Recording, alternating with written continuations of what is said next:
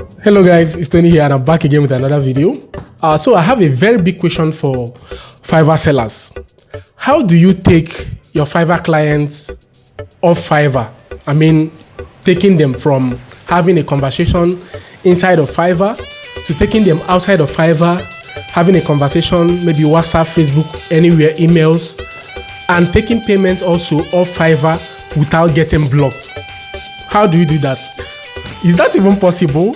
I know a lot of you will say no to that question, but yes, absolutely, it is possible that you take your Fiverr clients off Fiverr successfully and even start taking payments outside of Fiverr without getting blocked from that Fiverr platform. And I've done it several times. I mean, my WhatsApp contact list is filled with list of customers I'm working and those I've worked in the past before that I've successfully taken off Fiverr. I took them to WhatsApp, to email, and we had a conversation, and I've been taking payments from them off Fiverr without getting kicked out of Fiverr platform. So the big question is, how did I do it? How did Tony do this?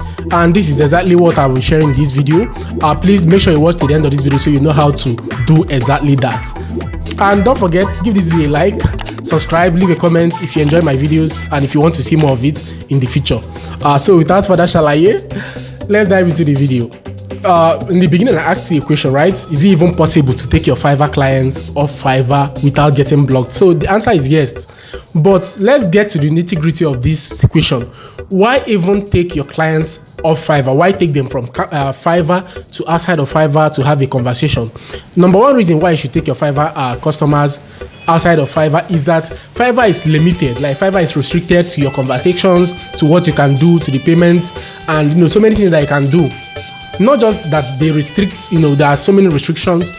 The payments they take on Fiverr, I mean, these guys take 20% of, I know you gave us the platform, which you are very grateful for, but 20% on a particular order is enough for a one-time client, the first, one-time client, your first client, or the first person you are to work with, okay, is enough already. I don't know why they go extra mile too. If a client should give you a tip on Fiverr, I mean, these guys will take 20% off from that tip you are giving on Fiverr. So it's quite unfair. So this is one of the reasons why I feel you should take your clients off Fiverr, because I have returning customers I've done up to 10 orders. I mean, look at this. I've done up to 10 orders with this particular client, just one buyer. So imagine for each for each order I deliver for this particular customer that is a returning buyer, they take 20% for each of them. And for each tip this customer gave me, which so many of them gave me tips, Fiverr still took from me. So these are the reasons why I feel you should even consider taking your clients off Fiverr. And also, number two reason why you should consider taking them out is that Fiverr is a platform that nothing is guaranteed. Something can happen and you will get kicked out of Fiverr. You can lose your account. You can lose your Fiverr account. You might wake up one morning and your client stopped replying. Fiverr is just a platform where they come to get things done and not a very good website for conversations.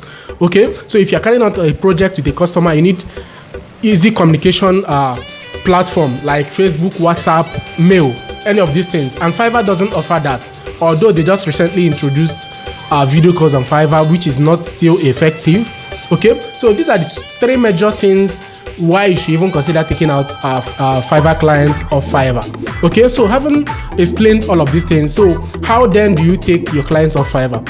So before you even start thinking about it, you need to ascertain, number one, the kind of customers you are working with before you even approach them to talk about having a conversation outside Fiverr. And number two is the type of project you are working on.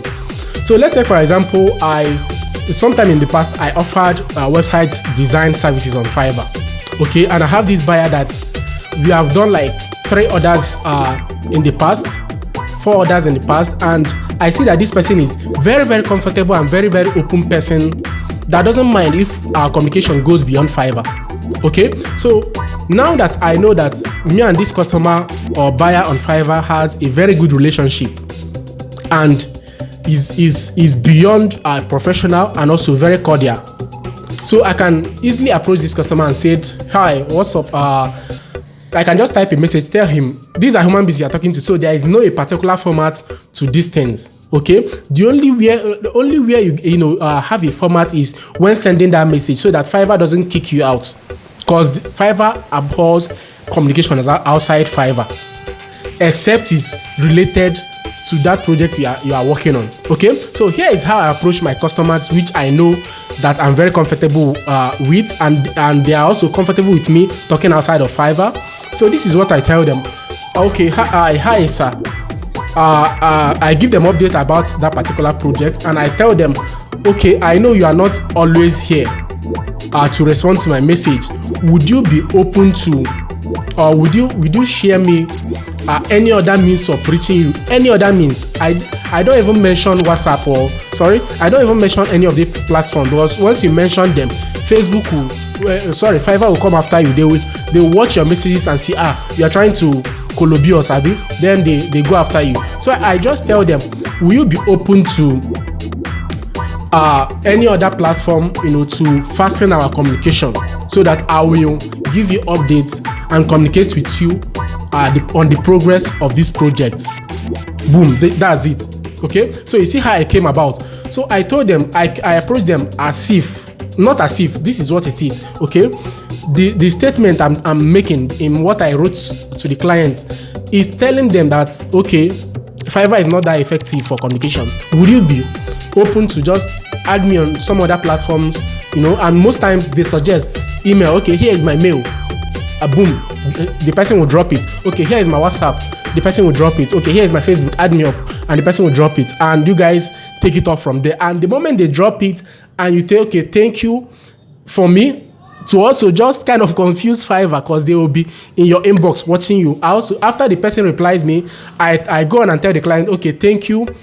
Our dealings will also be on this platform. Our communications will be here, just in case you are not here. Then I'll send you a message. Fine, we'll end it there. Okay, no more communication as regards to exchanging those email or number.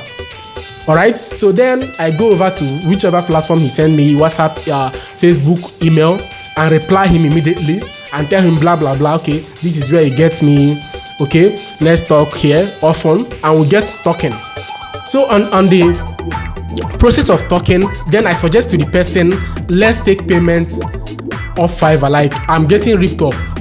If I'm doing a project on Fiverr, I explain to them, look, it will take me 14 days, 2 weeks to get my money after I submit your project, and they also take 20% from me and also take 10% from you. How about if you trust me enough, let's go on with a payment outside of Fiverr. And I suggest Western Union, I suggest PayPal, I suggest other means of collecting money internationally that they are open for, that are very comfortable with for the clients. Okay, and we'll carry on with that. So you see, I play safe, and this is exactly how you are going to do it on your own end. And I've been doing this for quite a while, and it's so smooth. Like, I take clients on Fiverr, those that are not that comfortable. Okay, so here, that's how you do it. There is no specific template, that you give to the customer so that you take them off Fiverr. But just make sure that you don't mention anything implicating, talking about let's take payment off Fiverr inside of Fiverr in your communication. No, please don't do it. First of all, collect the email, collect his number. Okay, make sure you tell him this is related to project, so I will give you update if you are not here, so communicate effectively more better. Okay, so whenever he drops that and you add him over there, then you guys can talk. Okay, then make sure that client is someone that is free, a free-spirited person, a client that trusts you, that you have been working with, that once you talk about payment outside Fiverr, there's 90% chance that are going to agree to your terms. Okay, and so this is how you do it. This is how you do it. There is no other way. And trust me, taking clients off Fiverr will save you money.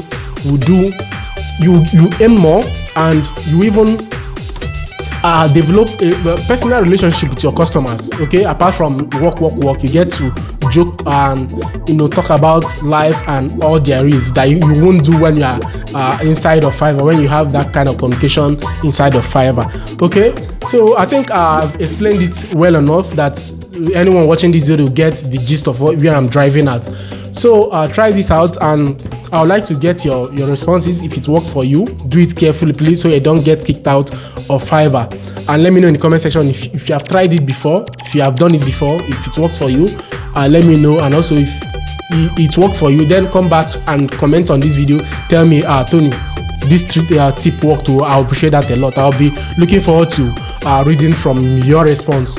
Okay, so this is Tony signing out now, and I will see you guys in the next video. Bye.